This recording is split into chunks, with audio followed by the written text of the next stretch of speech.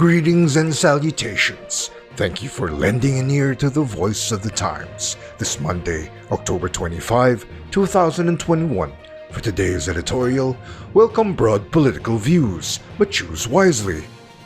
We disagree with recent initiatives to disqualify leftist partyless groups from the 2022 elections. But while we believe that a democracy should accommodate a broad spectrum of political views, we do not endorse those groups that have been targeted for disqualification. In fact, we urge people to vote against them. Last week, organizations representing parents of students recruited by militant groups asked the Commission on Elections to disqualify party lists belonging to the Makabayan bloc. The latter, in turn, accused the National Task Force to End Local Communist Armed Conflict, or NTF-LCAC, of being behind the disqualification move and of red-tagging them.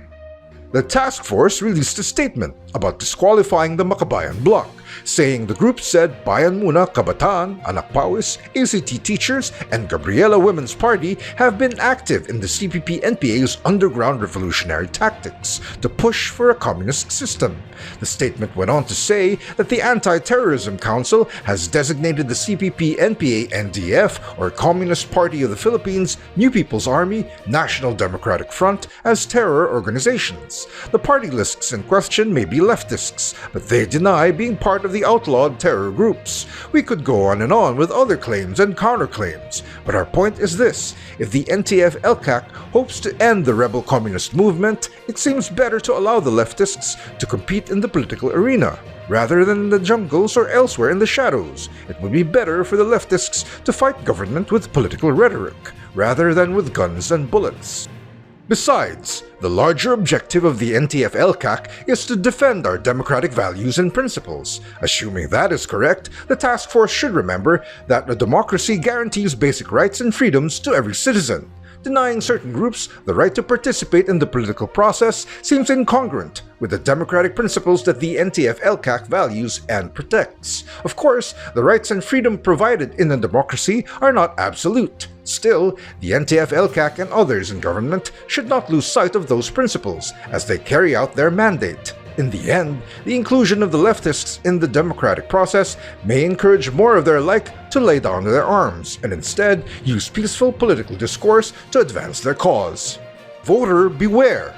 Even as we urge the NTF-LCAC to be broad-minded and strategic, we wish to make it clear that we do not endorse the Makabayan bloc in the 2022 polls. We cannot support groups that do not condemn the use of terrorism and other acts of violence as a political tool. In parrying these criticisms, the Makabayan bloc insists that the public should understand the root causes of the communist rebellion in the Philippines. Even the senatorial candidates allied with the bloc make a similar argument.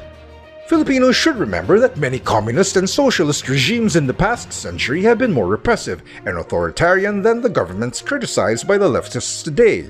Communism was discredited decades ago with the collapse of the Soviet Union, and those who remain loyal to that imported ideology are living in the past. Even countries that label themselves as communist today, like China and the former Soviet states in Eastern Europe, have embraced many aspects of capitalism in creating their own mixed economies. Truth be told, many in the Makabayan bloc will likely be elected, despite our objection to them.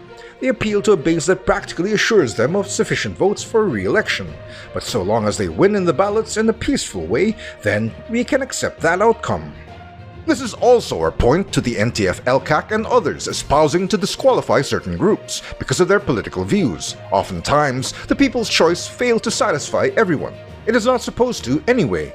In accommodating divergent views, democracy can be a messy process, and that certainly applies to the Philippines. The important thing is that all views are heard and debated in a peaceful and preferably respectful manner, and the best that we should all hope for is for voters to make an informed choice on Election Day. And that's editorial for Monday, October 25, 2021. For more news and information, get a copy of the Manila Times on print, subscribe to our digital edition, or log on to www.manilatimes.net. Follow us on Twitter, Facebook, and Instagram, and listen to The Voice of the Times.